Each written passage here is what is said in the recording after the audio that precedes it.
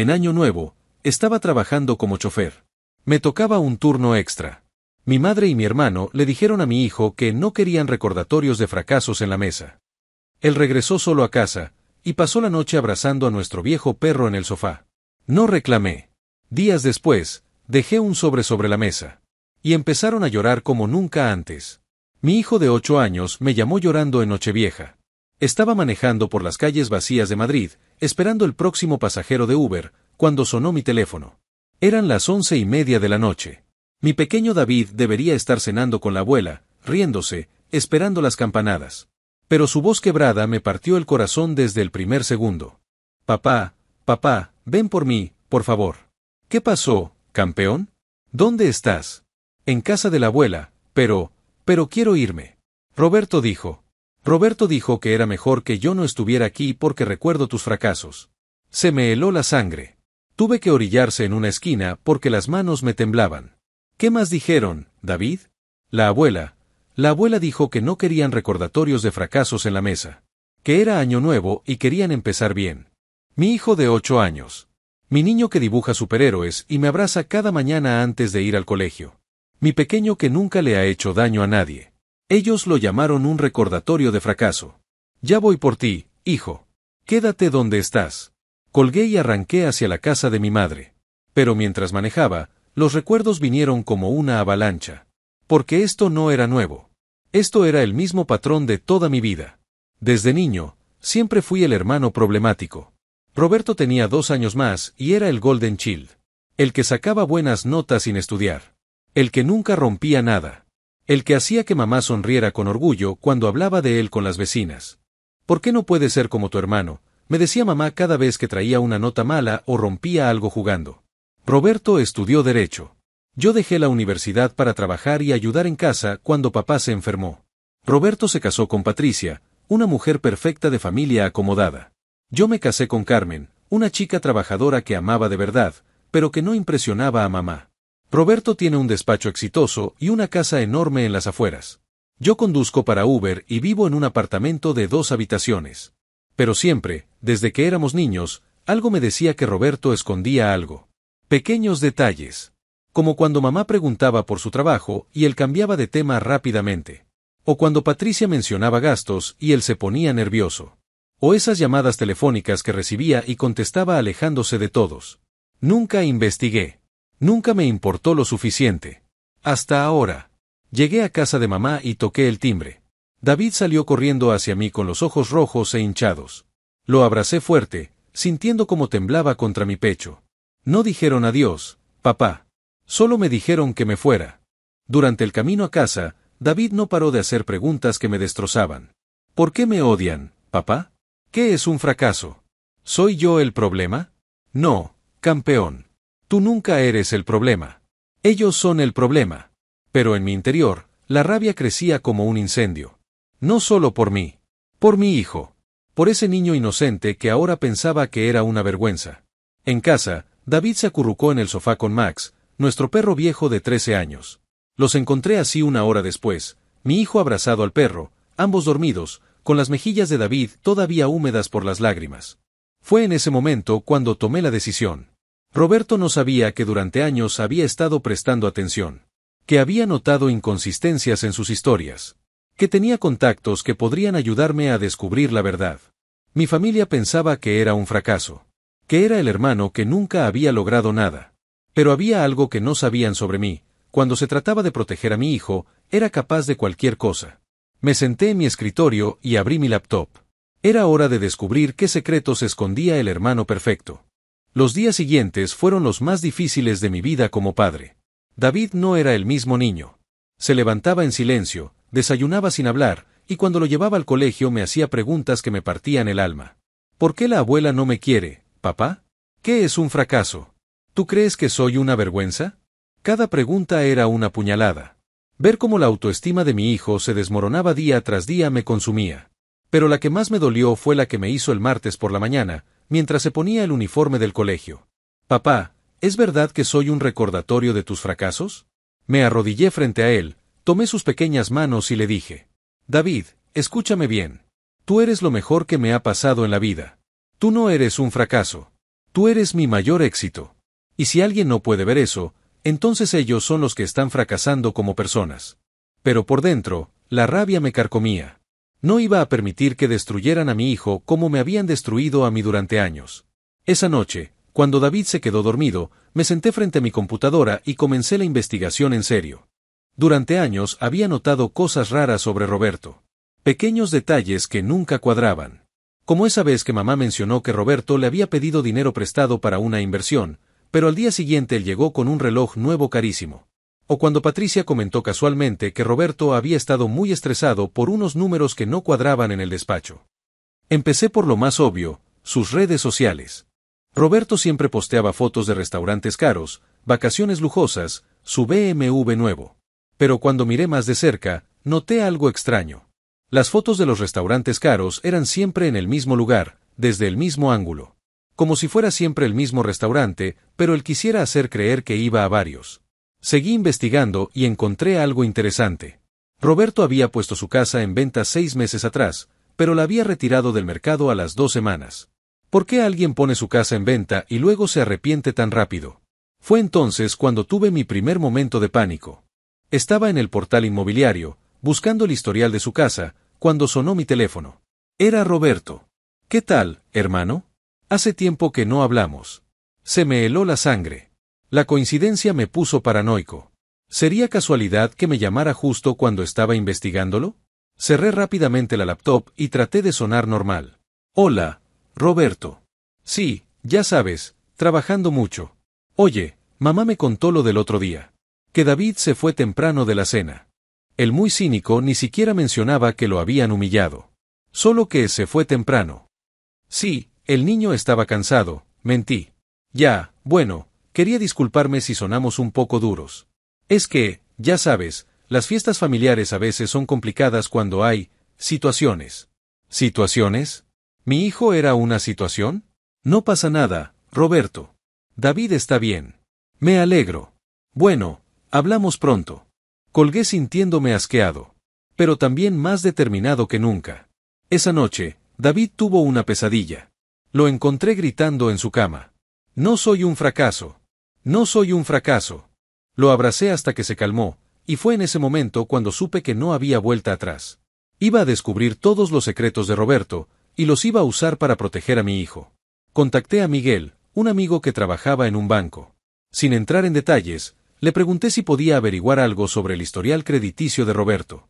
Miguel me debía un favor del año pasado, cuando lo ayudé con algunos trámites después de su divorcio. Lo que Miguel me contó 2 días después confirmó mis sospechas más salvajes.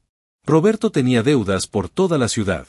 Préstamos personales en 3 bancos diferentes. Tarjetas de crédito al límite. Y algo más preocupante, había hipotecado su casa 3 veces en los últimos 2 años. Pero eso no era todo. Miguel también me contó que Roberto había pedido un préstamo comercial para su despacho, pero los pagos estaban atrasados desde hacía 4 meses. Seguí excavando. Contacté a un viejo amigo que trabajaba en Hacienda. Después de algunos rodeos, me confirmó que Roberto tenía problemas con el fisco. Había estado declarando ingresos mucho menores de los reales, pero viviendo como si ganara una fortuna. Todo empezaba a tener sentido. Los restaurantes caros esporádicos. Las vacaciones que parecían lujosas, pero siempre duraban solo 2 días. El BMW que resultó ser de segunda mano, no nuevo como él presumía. Pero el descubrimiento más devastador vino cuando logré acceder a los registros comerciales de su despacho. Roberto había estado desviando dinero de las cuentas de sus clientes para pagar sus deudas personales. Esto ya no era solo irresponsabilidad financiera. Esto era fraude. Sin embargo, mi investigación tuvo un segundo momento de casi descubrimiento que me llenó de pánico. Estaba en un café cerca del despacho de Roberto, tratando de hablar discretamente con uno de sus empleados, cuando lo vi caminando hacia el café. Me escondí detrás de un periódico, pero él se sentó en la mesa de al lado. Durante 20 minutos tuve que fingir que leía mientras él hablaba por teléfono con alguien que claramente era un acreedor. No puedo pagar esta semana. Necesito hasta fin de mes. Sí, entiendo las consecuencias. No, mi familia no sabe nada. Cuando finalmente se fue, me di cuenta de que las manos me temblaban. Si me hubiera visto allí, investigando sobre él, todo se habría arruinado. Pero también me di cuenta de algo más. Roberto estaba desesperado. Y la gente desesperada comete errores. Esa noche, Mientras organizaba toda la información que había recopilado, David se acercó a mi escritorio. ¿Qué estás haciendo, papá? Tuve que mentirle a mi propio hijo. Trabajo, campeón. Papeles aburridos. ¿Es sobre la abuela y tío Roberto? La perspicacia de los niños siempre me sorprende. Traté de sonar casual. ¿Por qué preguntas eso? Porque has estado muy serio desde Año Nuevo. Y a veces te oigo susurrar el nombre del tío Roberto cuando trabajas. Me arrodillé frente a él y le dije: David, algunas veces los adultos tienen que arreglar problemas complicados. Pero quiero que sepas que todo lo que hago es para protegerte. ¿Está bien? ¿Van a pedirme perdón por lo que dijeron? La inocencia de mi hijo me destrozó. Él solo quería una disculpa. Pero yo sabía que iba a darle algo mucho mejor: justicia. Vas a ver, campeón. Vas a ver. 2 días después, tuve mi momento de duda más profundo. Había descubierto que Roberto no solo había hipotecado su propia casa, sino que había usado la casa de mamá como garantía para uno de sus préstamos sin decírselo. Si Roberto no pagaba, mamá podía perder su casa. Me senté en el sofá, con todos los documentos extendidos frente a mí, y por primera vez me pregunté si estaba haciendo lo correcto. ¿Me estaba convirtiendo en lo que odiaba? ¿Estaba actuando por justicia o por venganza? Pero entonces recordé a David llorando, abrazado a Max, preguntándome si era una vergüenza. Recordé la frialdad en la voz de mi madre cuando le dijo que no querían recordatorios de fracasos en la mesa. No era venganza. Era protección. El viernes por la noche terminé de preparar todo.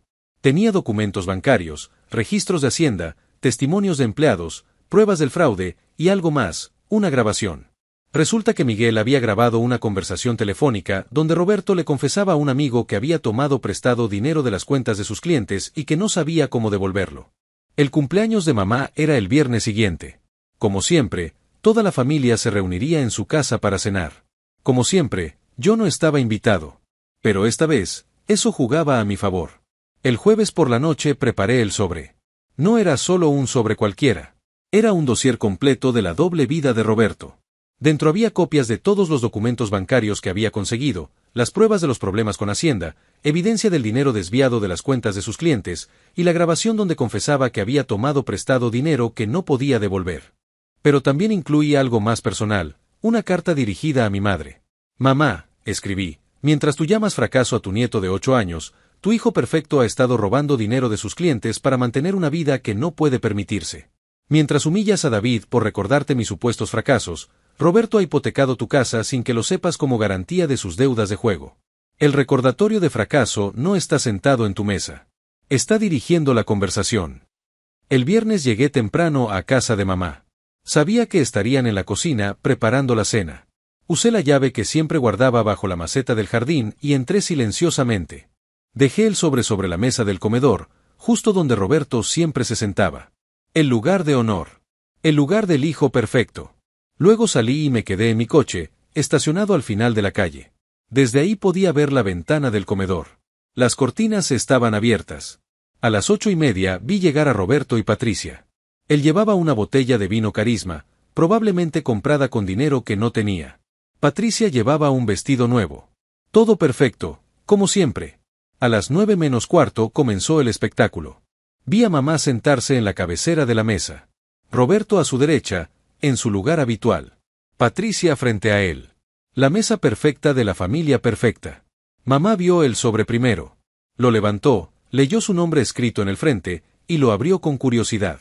Desde mi coche pude ver el momento exacto en que su expresión cambió.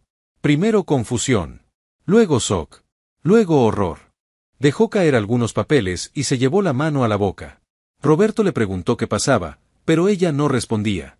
Solo seguía leyendo, con los ojos cada vez más abiertos.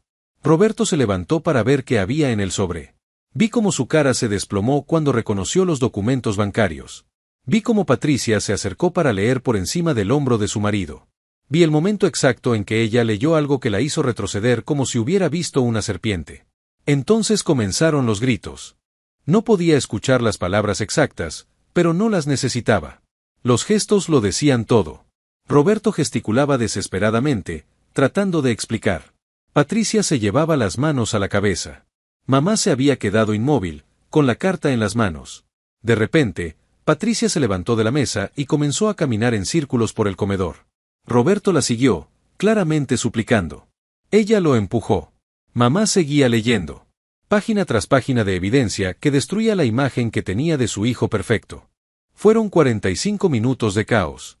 45 minutos viendo cómo se desmoronaba el mundo perfecto que habían construido sobre las mentiras de Roberto. Finalmente, Roberto salió de la casa corriendo. Patricia lo siguió, pero no juntos. Ella salió gritándole algo que hizo que él se detuviera en seco en el jardín. Mamá se quedó sola en el comedor, con todos los papeles esparcidos sobre la mesa. Mi teléfono sonó a las 10:15. Era Roberto. Hermano, por favor, necesito hablar contigo. Su voz sonaba quebrada. Desesperada. ¿Qué tal, Roberto? ¿Cómo estuvo la cena de cumpleaños? Silencio. Luego sollozos. Tú sabías, ¿verdad? Has sabido todo este tiempo. He sabido muchas cosas, Roberto. La pregunta es, ¿cuáles de todas las cosas de las que me has acusado durante años eran en realidad una descripción de ti mismo? Por favor, no le digas a nadie más. Mi carrera, mi matrimonio, todo está acabado si esto sale. ¿Te refieres como cuando le dijiste a mi hijo de 8 años que era un recordatorio de fracaso? Eso fue un error. Estaba estresado, no pensé. ¿Estresado por qué, Roberto? ¿Por las deudas de juego? ¿Por el dinero que robaste de tus clientes? ¿O por haber hipotecado la casa de mamá sin decírselo? No sabía que lo sabías. No sabía que alguien lo sabía. Ahora todos lo saben. 5 minutos después sonó otra vez. Era mamá. Hijo, perdóname. Estaba llorando. En 38 años de vida, nunca había escuchado a mi madre llorar. No sabía nada de esto. Roberto me pidió dinero prestado varias veces, pero me dijo que era para inversiones. Nunca me dijo que tenía problemas. Nunca me dijo que había usado mi casa como garantía. Lo sé, mamá. ¿Y lo que le dijimos a David? Dios mío, lo que le dijimos a ese niño inocente.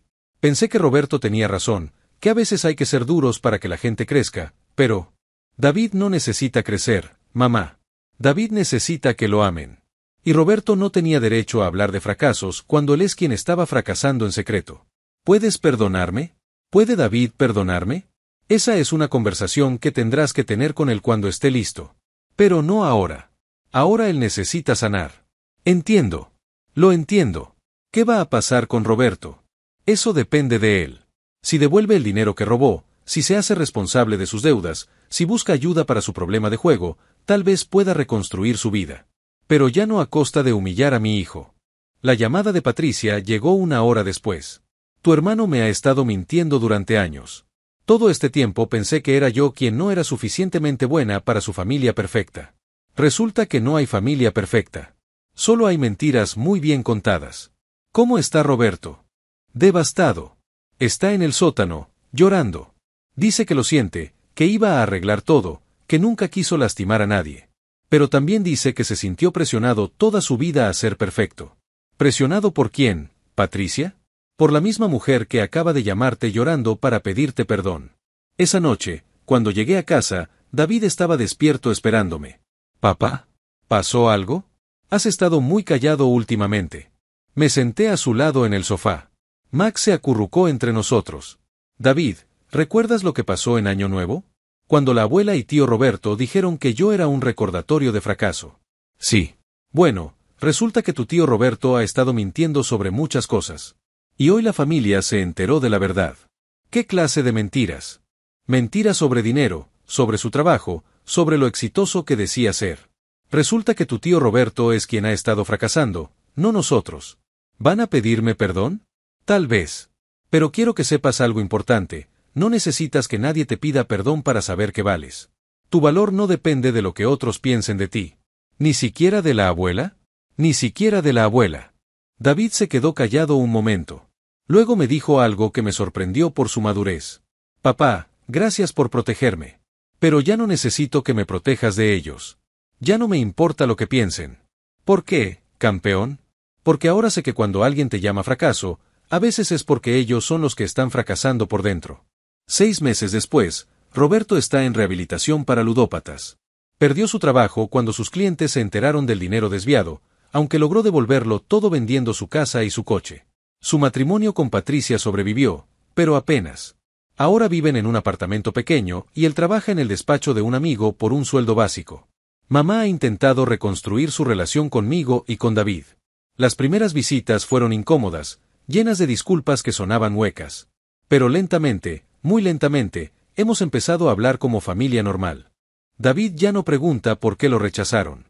De hecho, la semana pasada me dijo algo que me llenó de orgullo. Papá, creo que fue bueno que pasara lo de Año Nuevo. ¿Por qué, campeón? Porque ahora sé quién soy realmente. Y sé que tú siempre me vas a defender.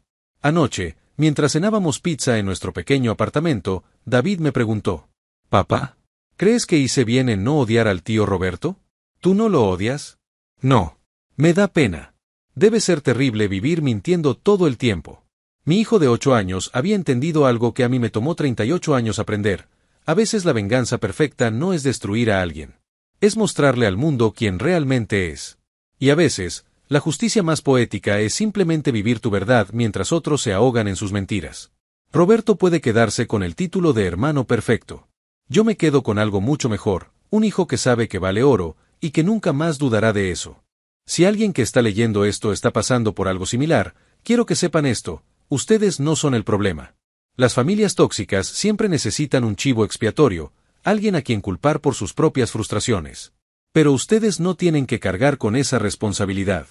Y si tienen hijos, por favor, nunca permitan que nadie los use como armas emocionales. Los niños no son recordatorios de fracasos. Los niños son promesas de futuro. Cuiden a sus pequeños. Defiendan su autoestima.